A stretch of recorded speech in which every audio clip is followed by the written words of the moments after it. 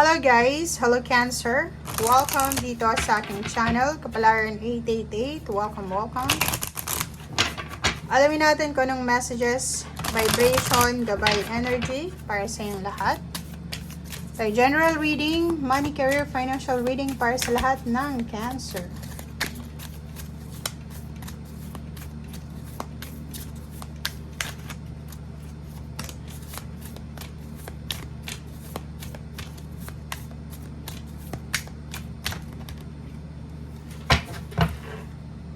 Okay, Cancer. Reframe and change. Wow. So, Cancer. Eto ay regalo. Posibleng may unexpected na regalo ka na darating sa'yo. Okay? Etong regalong ito is pwedeng pagbabago. Ano man ang nangyayari sa'yo sa usaping financial sa ngayon, ang posibleng regalo sa'yo ng universe is pagbabago. Magbabago yung sitwasyon mo sa usaping pera. Okay, so dito sinasabi ng barahan na huwag mong hahayaan na yung ego mo, yung pride mo, siya ang mag-control or kontrolin kung ano yung eto na pagbabagong binibigay sa'yo ng universe. Okay, kasi minsan, dahil sa sobrang pride natin, or sa sobrang taas ng pride, or taas ng tingin natin sa sarili natin, hindi natin matanggap yung mga pagbabago na nagaganap sa buhay natin. Okay, so dito sinasabi na kailangan mong tanggapin. Tanggapin natin kung ano itong mga pagbabago na posibleng gustong ibigay sa atin ng ating universe.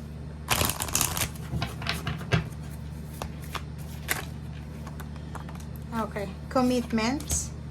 Wow, so yon. So nakikita ko dito, since money yung pinag-uusapan natin dito, reconciliation to. Pwedeng reconciliation with someone na may related sa pera or sa partnership.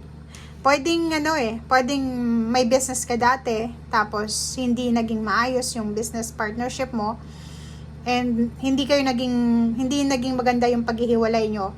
And ngayon, parang gusto nyong ibalik or gusto nyong ibalik yung partnership nyo. Gusto nyong makipag-reconcile. And naka-destiny ito.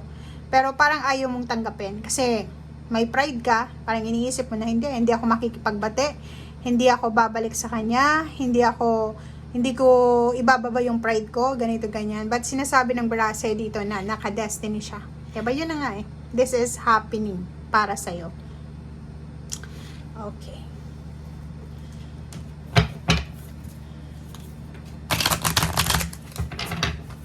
So, ang dami ditong mga business ideas na posibleng maiisip mo. Patience. O, diba?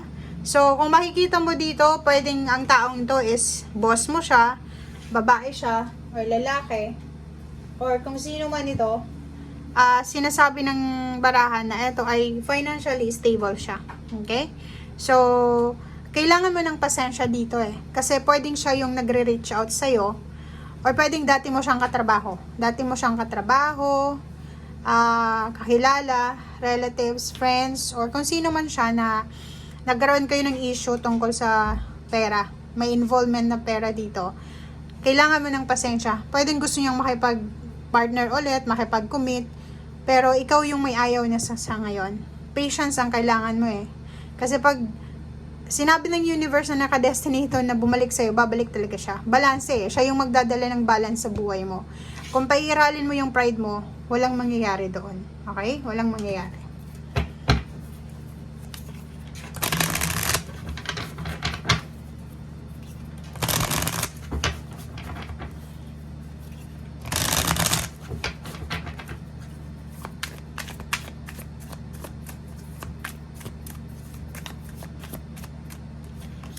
Okay, Six of Swords, travel, movement, change. Ganun talaga eh. Kailangan yung tanggapin ito.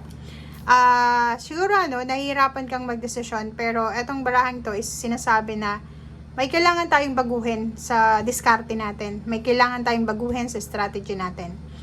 Etong travel nito is pwedeng expected or unexpected travel siya para hanapin mo yung trabaho or hanapin mo kung saan ka talaga belong. Parang ganun. So, siguro may mag-offer sa'yo ng work pero malayong lugar. And yun yung problema mo eh. Ayaw mong tanggapin. O, tingnan mo. 'Di ba? So, yun. Cancer. So, sinasabi ng baraha mo dito na yun, isang trabaho ang posibleng i-offer sa'yo, pero kailangan mo mag-travel. Kailangan mong lumayo, kailangan mo mag-sacrifice.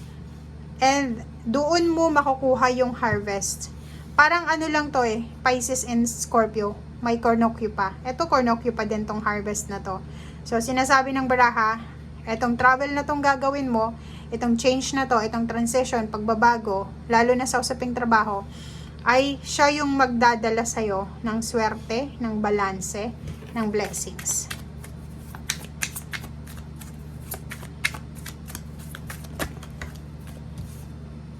Okay, Eight of Swords. And then, Horn God. So yun, be strong. Huwag kang mawala ng pag-asa or huwag kang parang anong tawag dito, huwag kang mabalisa. Kasi yun na nga, may tendency dito na ayaw mong tanggapin eh. Lalo na kung silosa ka, ayaw mo nung mapalayo ka sa pamilya mo, kahit may offer na ang universe sa'yo ng trabaho sa ibang lugar, mataas yung sweldo. But since siloso ka or silosa, gusto mo kasama mo yung pamilya mo. So, medyo medyo nandun ka sa crossroad eh, 'di ba? Nandun ka sa crossroad na hindi mo alam kung ano yung gagawin mo, kung ano yung decision mo. So, Three of Cups, isipin mo na ang importante sa ngayon is yung success mo, okay? Huwag mong masyadong magpakatatag ka kasi kung mas uunahin mo yung emotional mo, mas magiging emotional ka, kawawa ka, okay? So, the Earth Mother and Queen of Pentacles, pareho tong babae, pareho silang new ideas, new inspiration sa usaping pera. Okay, comment down below. Ang number 3 na to, 33, nasa tamang direction ka. So, kung ano man tong ino-offer sa'yo, it's either money, it's either work, it's either business, it's either any source ng financial, go lang ng go. 'Di ba?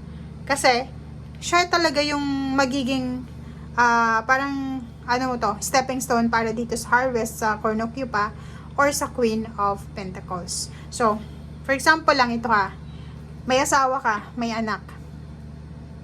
Wala kang trabaho sa probinsya. Nakatira ka sa probinsya or is either sa Pilipinas or sa kahit sa sulok ng Pilipinas. May ino-offer sa'yo ang universe na pagkakataon. Kasi dalawa yung Queen of Pentacles eh. Woman holding a coin and Queen of Pentacles. And Earth Mother, Empress.